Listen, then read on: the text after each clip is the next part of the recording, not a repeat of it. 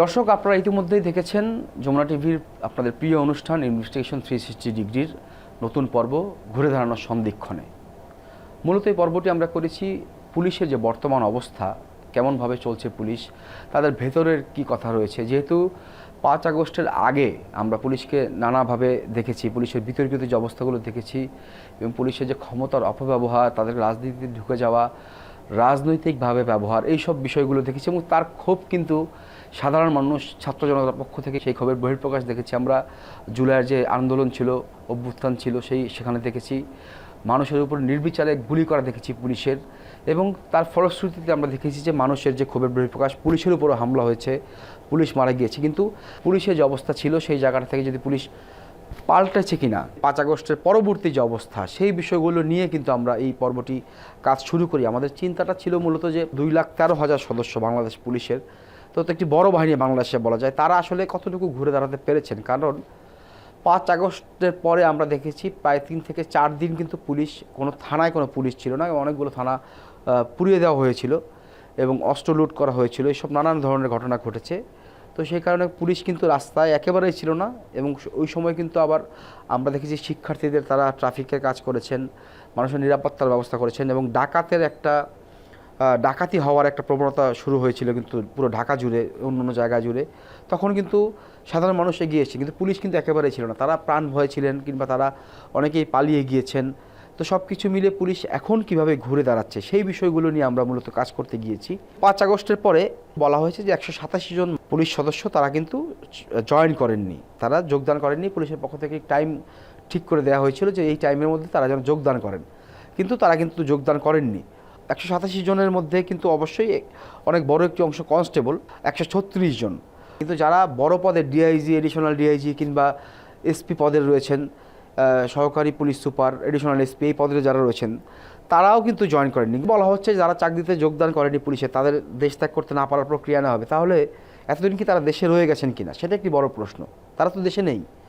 আমরা বিভিন্ন সময় দেখেছি গণমাধ্যমে যারা পুলিশের রাজনীতির অংশ ছিলেন, পুলিশ অনেক ক্ষমতার ব্যবহার করেছেন, তারা কিন্তু সবাই দেশের বাইরে চলে গেছেন। যাদেরকে বাধ্যতামূলক অবসর দেওয়া হয়েছে পুলিশ থেকে, তাদের চাকরি 25 বছরের বেশি হয়ে গেছে, তাদের কিন্তু একটি হিসাব। আর যাদের চাকরি 25 বছরের নিচে আছে, তাদের কিন্তু চাকরিচ্যুত করা হয়নি এবং তাদেরকে এই পলাতক তালিকায় বলা হচ্ছে। সুতরাং তারা কিন্তু, আমরা যদি এই হারুনুর রশিদের কথা ধরি, তিনি কিন্তু দেশের বাইরে চলে গেছেন। তিনি কিন্তু একটি গণমাধ্যমে অথবা কি সাংবাদিককে দেশের বাইরে থাকেন, তাকে সাক্ষাৎকারও দিয়েছেন। মনিরুল ইসলামের কথা ধরি, তিনিও কিন্তু দেশের বাইরে চলে গেছেন। তো এইরকম মনিরুল ইসলাম যদিও বাধ্যতামূলক অবসর তালিকায় পড়ে, কিন্তু পলাতক যদি ধরি, বিপ্লব কুমার সরকার কিংবা সঞ্জিত সাহা কিংবা নুরনবী খন্দকার, এরকম অনেকেই আছে, সুদীপ কুমার চক্রবর্তী, তাদের কিন্তু আমরা দেশে আর পাইনি এবং তারা ইতিমধ্যে বিভিন্ন দেশের বিভিন্ন প্রান্ত দিয়ে দেশের বাইরে চলে গেছেন, সেই ব্যাপারে কিন্তু আমরা নিশ্চিত হয়েছি।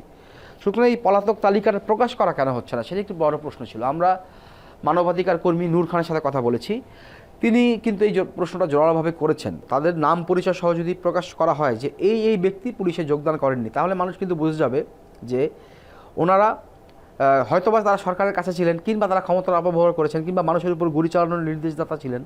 এই বিষয়গুলো কিন্তু পরিষ্কার হয়নি। পুলিশ সদর দপ্তরের কাছে আমরাও সেটা বলেছি, কিন্তু তারা নানান ব্যাখ্যা দিয়েছেন। হয়তোবা ভবিষ্যতে সেটা প্রকাশ করা হতে পারে। পুলিশে যে বদলি হচ্ছে, এখানে গুরুত্বপূর্ণ যে অনেক দিন যারা পদোন্নতি পাননি, বঞ্চিত ছিলেন এই গত 15 বছর, তারা কিন্তু এখন পুলিশের কিছু বড় পদে এসছেন এবং সেই বড় পদে আসার কারণে চেঞ্জও হচ্ছে। এখন পর্যন্ত যদি বলি, ঢাকা পুলিশের সবচেয়ে বড় ইউনিট ডিএমপিতে প্রায় 38,000 সদস্য, 24 থেকে 25,000 সদস্য ইতিমধ্যে বদলি হয়ে গিয়েছেন। ঢাকার বাইরে থেকে এই যে সাব ইন্সপেক্টর, এএসআই কিংবা কনস্টেবল, তাদেরকে নিয়ে আসা হচ্ছে এবং এই চেঞ্জই কিন্তু একটি বড় ধরনের বিষয় হচ্ছে। যারা নতুন, তারা কিন্তু ঢাকায় এর আগে কখনো চাকরি করেননি, তারা কিন্তু ঢাকার রাস্তাঘাট চেনেন না, এটা একটা বড় বিষয়। এবং এটাকে, যেমন আমরা ঢাকা বিশ্ববিদ্যালয়ের যে অপরাধ বিশেষজ্ঞ ডক্টর তৌহিদুল হক, তিনি কিন্তু আমাদের এই বিষয়টা নিয়ে বলেছেন যে অপরাধীরা যে সুযোগটা পেয়ে যাচ্ছে, কিন্তু অনেক অপরাধ দেখতে পাচ্ছি, ঢাকায় ছিনতাইয়ের ঘটনা দেখতে পাচ্ছি আমরা, নানান জায়গায় অনেক ঘটনা ঘটছে। পুলিশের ইনঅ্যাক্টিভিটি যদি বলি, কিংবা পুলিশ দৃশ্যমান না, তাদের যে নানান ধরনের ভয় আছে, তারা রাস্তায় খুব বেশি দেখা যাচ্ছে না, এই বিষয়গুলো কিন্তু অপরাধীদের একটি সুযোগ করে দিচ্ছে। এই জায়গাটা কিন্তু বদলির কারণে হচ্ছে। তো এটাও একটা বিষয় যে যারা অনেক বেশি অপরাধ করেছেন, যারা অনেক বেশি ক্ষমতার অপব্যবহার করেছেন, তারা কিন্তু তাদের জায়গা চেঞ্জ করে দিলে তারা তারা শক্তিশালী যে ছিলেন সেই জায়গা থেকে তারা কিছু দুর্বল হবেন, এই বিষয়গুলো কিন্তু পুলিশের চলছে। পট পরিবর্তনের পরপরই কিন্তু পুলিশের আইজিপি পদে এবং ডিএমপি কমিশনার পদে পরিবর্তন আনা হয়েছিল। আর সদ্য যিনি আইজিপি ছিলেন, সদ্য সাবেক, তিনি কিন্তু গ্রেফতার হয়েছেন, চৌধুরী আবদুল্লাহ আল মামুন, তিনি গ্রেফতার হয়েছেন। আর ডিএমপি কমিশনার যিনি ছিলেন হাবিবুর রহমান, তিনি কিন্তু তার খোঁজ এখনও পাওয়া যায়নি, জানা গেছে তিনি ইন্ডিয়াতে চলে গেছেন। তো এই দুজনের বদলে যাদের চাকরি দেওয়া হয়েছিল, তাদেরকে দেওয়া হয়েছিল এই 2 পদে, তাদের কিন্তু আমরা দেখলাম যে প্রায় 3 মাসের মধ্যে কিন্তু তাদের বদল করে দেওয়া হলো। এর পেছনে আসলে কী ছিল? তখন কিন্তু আমরা যেটা জেনেছি যে মইনুল ইসলাম এবং মাইনুল হাসান, যে দুজন ছিলেন বড় পদে, আইজি এবং কমিশনার পদে, তারা তাদের কর্তৃত্ব কিন্তু বাহিনীতে দেখাতে পারেননি। চেইন অফ কমান্ডের একটু বিষয় ছিল, সেটা প্রতিষ্ঠা করার একটা বড় বিষয় ছিল, কিন্তু তারা যোগদানের 3 মাসের মাথায়ও কিন্তু তারা তাদের সেই জায়গাটা পুলিশের রিট্রাইভ করতে পারেননি। এই কারণে কিন্তু আমরা দেখেছি তাদেরকে বদল করা হয়েছে এবং অবসর থেকে 2জন কর্মকর্তাকে আনা হয়েছে। অবসর ভেঙে তাদেরকে আইজিপি করা হয়েছে, একজনকে পুলিশ কমিশনার করা হয়েছে। তারা দুজনে কি চাকরি থেকে চলে গিয়েছিলেন। 2 ধরনের বক্তব্য আছে এই বিষয় নিয়ে পুলিশের মধ্যে। একটি বড় পোর্শনে অবসর থেকে ফেরানো কর্মকর্তাদের নিয়ে আসা নিয়ে তারা মানসিকভাবে একটু কি বলা যায়, ক্ষুব্ধ বলবো, কিংবা কিছুটা হেজিটেশনে আসেন যে অবসর থেকে ফেরানো হলে আসলে কেমন হবে।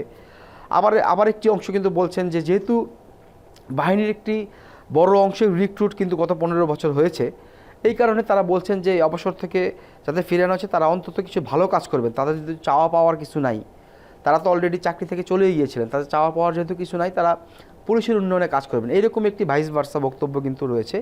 এবং আমরা জানি যে আরও ইতিমধ্যে আমি একটি তালিকা দেখেছি যে আরও 15 থেকে 16 জন অবসর থেকে ফিরে এসে তাদেরকে পুলিশে বড় পদে দায়িত্ব দেওয়া হবে, এই আলোচনা চলছে এবং দ্রুতই হয়তো এই সিদ্ধান্তটি হয়ে যাবে। পুলিশে আপনারা জানেন যে 2,13,000 যে ফোর্স পুলিশের, 2,11,000 আসলে পোশাকধারী সদস্য। তো এর খুবই কম অংশ আসলে বিসিএস ক্যাডার, যাদের সংখ্যা 3,500-এর মতো।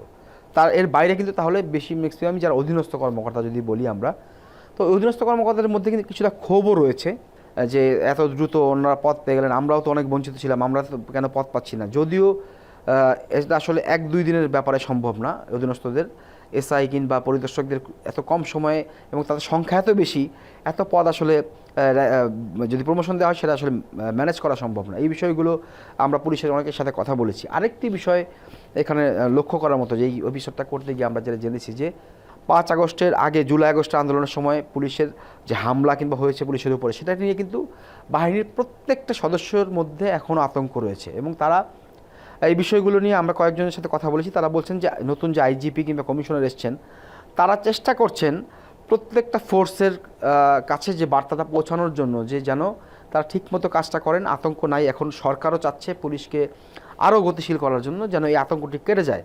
কিন্তু মানে আইজিপি কিংবা কমিশনার যদি প্রত্যেক ইউনিটে যান, একদিন ধরে ডেকে দরবারের মতো যদি করা যায়, যে কমিশনার তাদেরকে একসাথে সবাইকে বললেন যে আমরা আপনাদের সাথে আছি, আপনারা কাজ শুরু করেন, ভালো কাজ করেন, সেটা আমরা চাই, এরকমভাবে যদি গিয়ার আপ করা যায়, তাদের মোরালাইজেশন আরও বাড়ানো যায়, বুস্ট আপ করা যায়, তাহলে কিন্তু পুলিশের দৃশ্যমান অগ্রগতি আমরা দেখতে পারবো, তাদের রাস্তাও পাবো।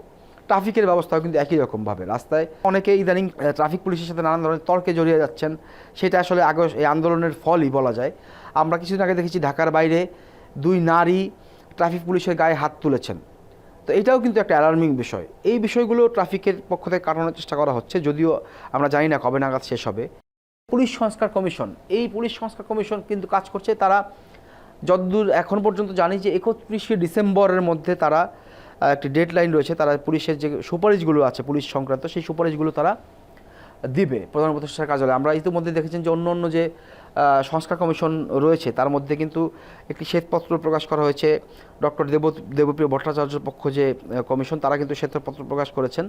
তো এরকমভাবে পুলিশের সংস্কার কমিশনের যে সুপারিশ, তারাও হয়তো বা 21 ডিসেম্বরের মধ্যে প্রকাশ করবেন কী কী সুপারিশ তারা পেলেন। ইতিমধ্যে মানুষের মতামত যাচাইয়ের চেষ্টা করা হয়েছিল, কেমন পুলিশ চাই এই শিরোনামে, সেখানে কিন্তু প্রায় 25,000 মানুষ মতামত দিয়েছেন। এবং পুলিশ, তারা যে ভুক্তভোগী ছিলেন মানুষ, তাদের যে অবস্থাটা সেটা তারা বর্ণনা করেছেন, পুলিশের কী পরিবর্তন চান সেটা ধরে সংস্কার কমিশন সেটা ধরে একটি সুপারিশ তৈরি করছে, এক ধরনের সুপারিশ। পুলিশের পক্ষ থেকে একটি সংস্কার কমিটি করা হয়েছে আলাদা, সেখান থেকে অনেকগুলো সুপারিশ করা হয়েছে। এবং এই গত কয়েকদিনে এই সংস্কার কমিশনের পক্ষ থেকে কিন্তু নানান শ্রেণীর পেশার মানুষের সাথে তারা বসছেন, তারা শিক্ষার্থীদের সাথে বসেছেন, রাজনীতিবিদদের সাথে কথা বলেছেন, আন্দোলন যারা করেছেন তাদের সাথে কথা বলেছেন এবং গবেষকদের সাথে কথা বলেছেন। এই সবগুলো মিলিয়ে কিন্তু একটি সুপারিশ করা হবে। পুলিশের যে পরিবর্তনটা তারা চাচ্ছেন সেই সংস্কার কমিশন সেখান থেকে করা হবে। সেই সুপারিশের ভিত্তিতে পুলিশকে নতুনভাবে এই সরকার চাচ্ছে যারা নতুন একটি পুলিশ আসুক। তো মাঝখানে কিছু কথা ছড়িয়েছিল লোগো চেঞ্জ করা হবে, এগুলো আসলে হবে না। এরকম কোনো পোশাক এবং লোগো, এটা আমি সংস্কার কমিশনের সাথে কথা বলেছি, তারা বলেছেন এরকম কোনো চিন্তা তাদের নেই। কিন্তু জাতিসংঘের পুলিশের যে নিয়মটা রয়েছে সেই নিয়মটা ফলো করা হবে, সেইটা আমি কথা বলে জানতে পেরেছি। পুলিশের যে স্ট্যান্ডার্ড নিয়ম রয়েছে, পুলিশ কীভাবে পুলিশিং করবে সেটা জাতিসংঘের রুলস মেনে পুলিশের এই বিষয়টা আসলে ফলো করা হতে পারে। তো আমরা চাই, বাংলাদেশের আমাদের মতো সবাই চান যে পুলিশ একটি জনবান্ধব বাহিনীতে রূপ নেক। যে অবস্থাটি ঘটেছিল সামনে, কখনো যেন ক্ষমতার পট পরিবর্তন হলে এইরকম ঘটনা না ঘটে, মানুষ থানা জ্বালিয়ে দিবে, পুলিশের হামলা করবে, পুলিশ মারা যাবে। এবং কেন ঘটেছে? কারণ মানুষকে সরাসরি গুলি করেছে। আবু সাইদের ঘটনা আমরা দেখেছি, অন্য অন্য ঘটনায় দেখেছি পুলিশ সরাসরি মানুষের উপরে গুলি করেছে। এবং সেটা আসলে মারণাস্ত্র ব্যবহার যদি বলি, পুলিশের মারণাস্ত্র ব্যবহার যেটা লেথাল ওয়েপেন বলা হয়, যেটা নিয়ে বাংলাদেশ এবং ইন্ডিয়ার বর্ডারে সবসময় আলোচনা হয়, বর্ডারে নন লেথাল ওয়েপেন ব্যবহার করা উচিত, যেই অস্ত্রে মানুষ মারা যাবে না। তো পুলিশের হাতেও যদি একই রকমভাবে এরকম কোনো অস্ত্র ব্যবহার করা হয় যেটা মানুষ সরাসরি মারা যাবে না, তাহলে কিন্তু এরকম আলোচনাও কিন্তু হচ্ছে। তাহলে কিন্তু মানুষের এবং পুলিশের বলা যায় যে দূরত্ব, যে ক্ষোভ, কখনো কোনো ঘটনা ঘটলে এরকম পরিস্থিতি তৈরি হবে না যে মানুষের উপরে সরাসরি পুলিশ এরকম আক্রমণ করছে। আমরা চাই সেরকম দিকেই পুলিশ যাক, মানুষ এবং পুলিশের বন্ধন আরও দৃঢ় হোক। তো আজকের আমাদের এই আলোচনায় অংশ নেওয়ার জন্য, আমাদের কথা শোনার জন্য আপনাদের সবাইকে ধন্যবাদ জানাচ্ছি।